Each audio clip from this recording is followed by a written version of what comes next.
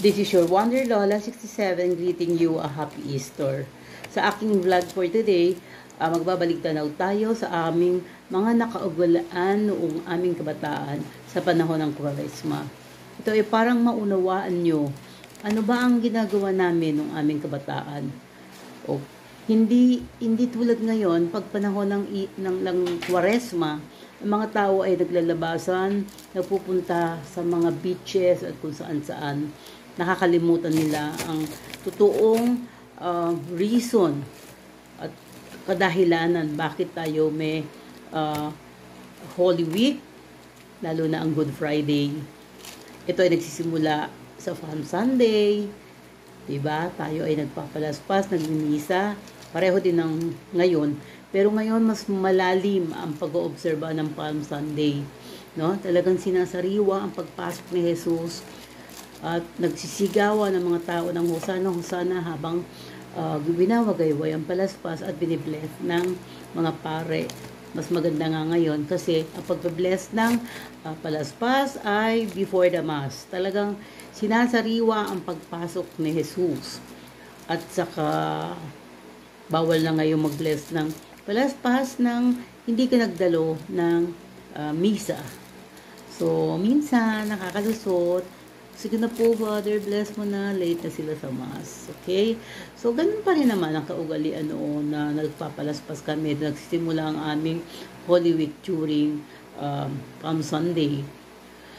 Ang kaibahan ay mula Lunes hanggang Biyernes, wala ka nang maririnig na ibang... Actually, walang palabas noon kasi wala naman kaming television. Bihirang-bihira ang may television ng mga panahong yun at black and white pa. So, kami, sa aming kabataan, kami ay merong radio. So, wala ka ibang maririnig nun kundi mga drama about Jesus Christ, sa buhay ni Jesus, ang kanyang mga pagpapakasakit, mula nang siya ay hulihin at pagkanulo ni Judas sa garden, okay, at dinala siya at hinusgahan upang parusahan at ipako sa krus.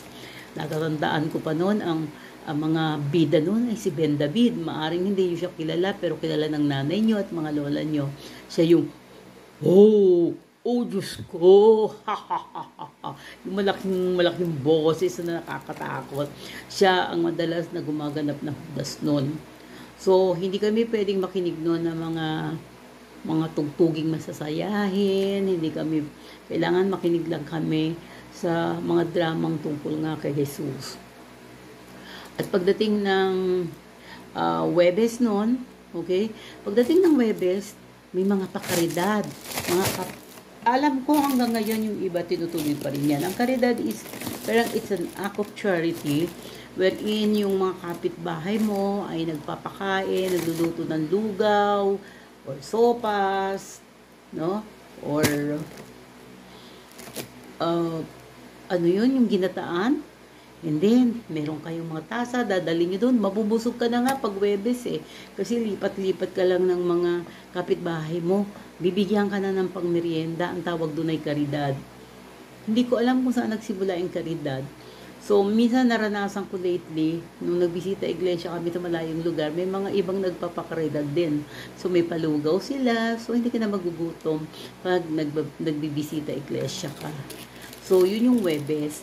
So, yung tapos, sisimba kayo, no, sasama, dadaling kami ng nanay ko sa simbahan, makikita namin yung talagang paghuhugas ng mga pare, ng mga paa, ng mga apostoles. Sinasariwa talaga yung Last Supper wherein Jesus really nagpakababa siya na hinugasan niya mga paa ng apostoles. Kung natatandaan nyo ng mga panahong yun, ano dumi na mga paa nila? Kasi di ba, minsan naglalakad sila, sandalyas lang, minsan nakapaa. So, talagang mga putik-putik. Kaya nga, di ba, sabi ni Pedro, Diyos ko, wag mo hugasan ako. Dapat ako'y naghuhugas ng paa mo. Diba? Parang sinabi ni Jesus na hindi, gusto ko tong gawin at gusto kong gayahin nyo, kung lalo na kung ako'y wala niya, na kayo'y magsilbi. No? Pinakita talaga ni Jesus na hindi siya master, kundi siya ay servant. Okay? So, yun na nga.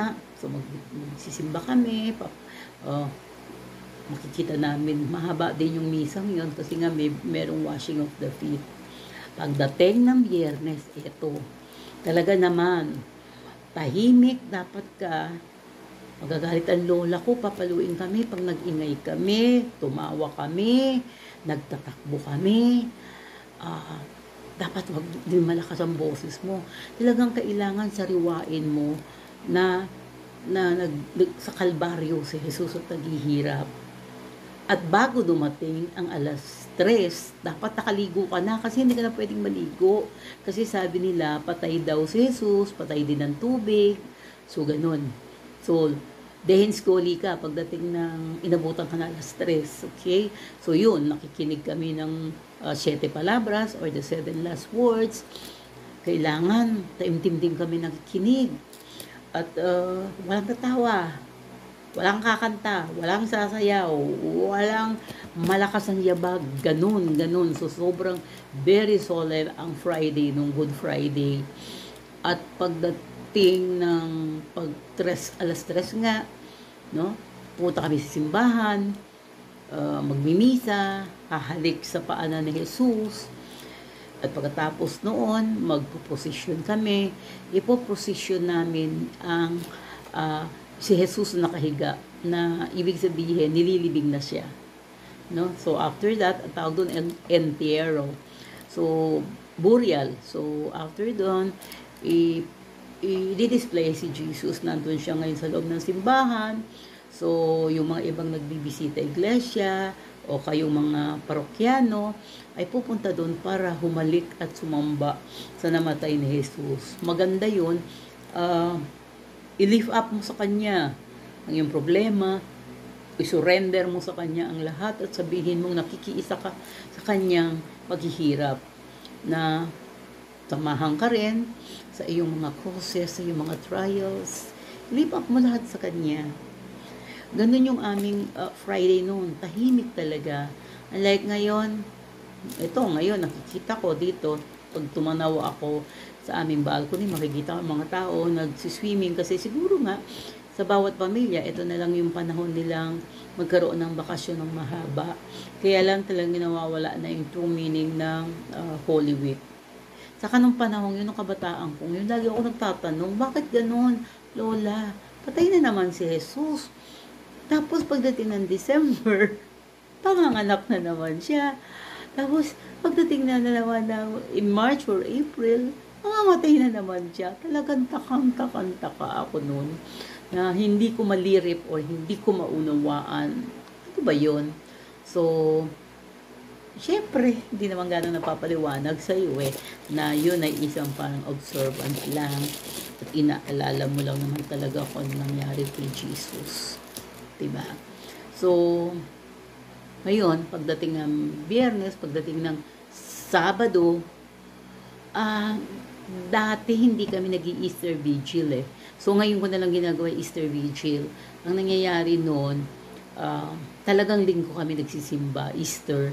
Pero, pagdating alas 4 ng umaga ng linggo ng pagkabuhay, diyan pinaparada na. Walang midnight, walang midnight sa lubong dati. Ngayon, diba, Easter Vigil and then salubong na.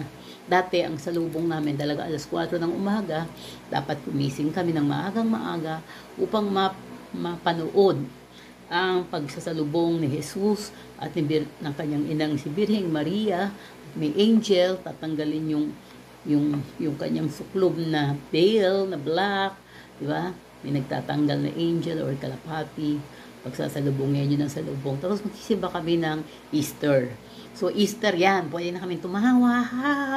Pwede na magkantahan. Pwede na. Kasi this is the reason to celebrate. No?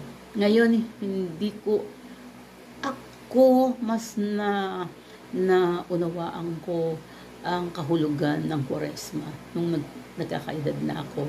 Kasi as early as 1985, nagbibisita iglesia na kami ng pamilya. Wala pa ako asawa noon. Hanggang ngayon may pamilya na ako, mag-anak, mag-apo. Tinutuloy pa na namin ang pagbibisita iglesia. So we visit 10 churches right after the Holy Thursday Mass para makita at dasalan ang yung altar of the repose. Doon yung nililipat, di ba? Pagdating ng Huwebes Santo, yung Mass noon, nililipat yung the host, or ano ba tawag doon? From the tabernacle to the altar of repose. Yun yung binibisita iglesia mo. Okay? So, hindi lang basta pupunta ka simbahan na before the Mass or whatever, kasi wala ka pa talaga makikita. Yung iba talaga nagsa-sightseeing lang, mag-picture-picture. Ito, bisita ka, parang nakikiisa ka at nakikipaglamay ka, or sinasamahan mo si Jesus noong nandun siya sa garden, nagdadasal, nagmamakaawa sa Ama, take away this cup from me.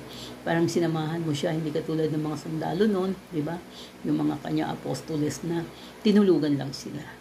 Tinulugan lang siya. Ito, talagang lumilipat-lipat ka sa bawat churches wherein you see all yung nasa altar of repose, yung blood and body of Christ, yung host, and then you pray for it. Dasal mo, or mag-station of the cross ka, mag-rosary, dasal ka ng taimtim, ilapit mo sa Kanya ang lahat ng iyong hinaing, at syempre, lahat ng iyong pasasalamat din naman. So, syempre, lagi mo dinadasal ang iyong pamilya, ang katahimikan at kapayapaan. So, mula na magkaedad ako, I really observe the Triduum. Ibig sabihin nun yung mula from Holy Thursday, Good Friday, Easter Vigil. No, napakasarap. Ang pinaka-paborito kong misa sa loob ng isang taon talaga is the Easter Vigil. Doon damang-dama mo ang celebration. Una kasi, there will be blessing of the fire. And then, madilim. Pagbasa ng reading. May readings, I think that's 5 or 6 or 7 readings yun. Napakaba nun kasi. Tapos may salmo. Okay?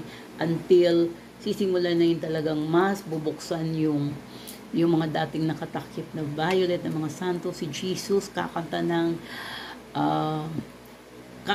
ng Gloria, tapos tutunog ang bell. Oh my God. Talagang parang ang sarap isipin na, lalo na kung may problema ka. I mean, alam mong, oo, may Good Friday, may trials, may problema, gusto mong makaisa kay Jesus. Ito ang kasama ko sa pag-observe ng Triduum, ng aking anak. So, damang-dama mo, na pagkanta ng Gloria, diba? Parang, haluanan ka na may pag-asa, hindi ka forever nakalugmok, hindi habang buhay may pasangkang krus, andyan si Jesus, tumawag ka lang, muling kang mabubuhay, lalo na sa ending, yung kakantahan na ng celebrate, Jesus celebrate, parang, wow. So, try nyo, lalo sa mga kabataan, kahit minsan lang, try mag-observe ng Holy Week. Mag-observe kayo ng Triduum. Kung gusto nyong mamasyal, siguro, from Sunday to Wednesday, pwede naman. And then, Thursday, observe it. Ito pala, ang hindi ko makalimutan. Noong medyo, siguro 20s ako, age 20s, bumiyahe kami ng Good Friday. Alam niyo ba kung ano nangyari? Nasiraan. Totoo yan. Nasiraan yung aming sasakyan. Sabi ko, ay, bakit ganon? Parang, kasi siguro, kasi nagbiyahe kami ng Friday na dapat nanginilin kami. Diba? Ito lang may pag-alala sa hirap ni Jesus. Sa loob ng isang taon, na gagawin mo lang ito bilang pag-alala ng kanyang paghihirap. doon mo lalong marirealize na, oh my God, I'm sorry. Kasi diba tayo, konting hirap, nagre-reklamo na tayo, konting sakit, umaaray na tayo. Pero kung makikita mo, ang dinanas ni Jesus Christ para sa atin upang tubusin tayo. Kanina nga nanonood ako ng movie na Son of God. Makikita ko kung portray doon yung kung paano pinahirapan si Jesus, scourging at the pillar and the crucifixion. My God, parang palabas pa lang yun, ha? Paano pa kaya sa totoo na nakita siya ni Mama Mary na gano'n ang ginagawa sa kanyang anak? Hindi natin kakayanin yun. Siguro kung hindi ka talaga blessed o hindi ka talaga tunay na anak ng Diyos, hindi mo kaya yung ganung paghihirap. Baka sa paghampas pa lang, tepo ka na. Diba? So, we all should be very, very thank you. Thank God for everything. Sa bawat gising natin, sa lahat ng ating paghihirap, lagi siyang nandyan, kadamay natin. Tumawag ka lang. Huwag ka lang makakalimot tumawag. Okay? So, this is your Wonder Lola greeting all of you a happy Easter. Bye.